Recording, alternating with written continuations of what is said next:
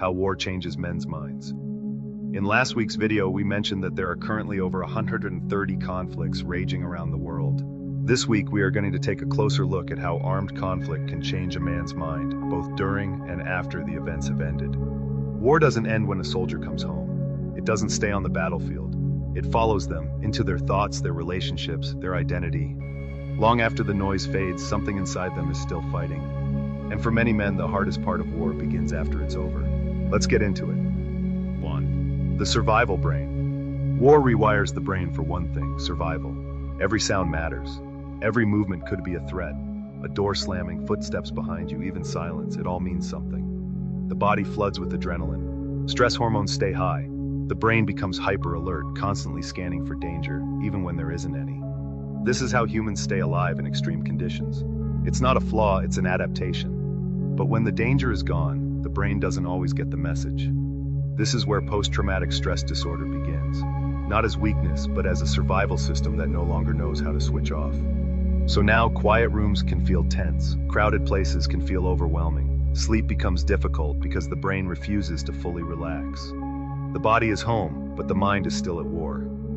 2. Loss of identity. War gives men something powerful, a clear identity. Protector, fighter, brother, someone with a role that matters every second of the day. There's structure, orders, routines, missions. There's purpose, something bigger than yourself. There's meaning, even in the chaos. Then one day, it's gone. And what replaces it?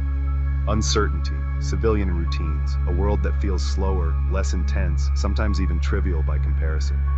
For many men, this isn't just a lifestyle change, it's an identity collapse. They're no longer the person they were in war, but they don't yet know who they are without it. And that gap can feel like emptiness, because it's not just the war they've lost, it's who they were inside it. 3. Emotional shutdown. In war, emotions can get you killed. Fear slows your reactions. Grief distracts your focus. Hesitation can cost lives, not just yours, but the people next to you. So men learn to shut it all down. They push feelings aside to stay functional, to stay alive, to keep moving. And that works over there. But back home, that same skill becomes a barrier. They can't just turn emotions back on like a switch.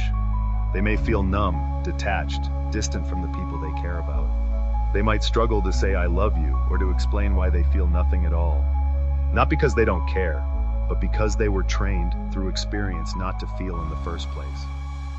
4. Brotherhood and isolation. In war, relationships are different. They form quickly, under pressure. They're built on trust, dependence, and shared danger. You rely on each other completely, not just emotionally, but physically, for survival. That kind of bond is intense, and it's rare. Back home, relationships can feel distant by comparison. Conversations feel surface level, complaints seem small, the depth of what's been experienced doesn't translate. And over time, a gap forms. A feeling that no one really understands what you've seen, what you've done, or what it's done to you. So many men withdraw. Not because they want to be alone, but because it feels easier than trying and failing to be understood. 5. Moral injury. But some wounds go deeper than fear. Not everything in war is about reacting to danger. Sometimes it's about what you had to do to survive, or what you witnessed and couldn't stop, or the people who didn't make it back when you did. This is called moral injury. It's not driven by fear like PTSD, it's driven by conflict within yourself. A feeling that something inside you has been broken or crossed a line that can't be uncrossed. It can sound like, "I shouldn't have survived. I did things I can't justify. I'm not the person I used to be." And because it's rooted in guilt and shame, it's often the hardest part to talk about. So it stays buried, quiet but heavy. 6. Anger. A lot of people see anger. Outbursts, irritability, frustration that seems to come out of nowhere. But anger isn't the root, it's the surface. Underneath it is fear that hasn't been processed, grief that hasn't been expressed, helplessness that had no outlet in the moment. But for many men, anger is the only emotion that feels acceptable or even recognizable. It's direct, it's active, it feels like control. So instead of sadness, there's aggression. Instead of vulnerability, there's distance. And over time, anger becomes the language everything else is spoken through.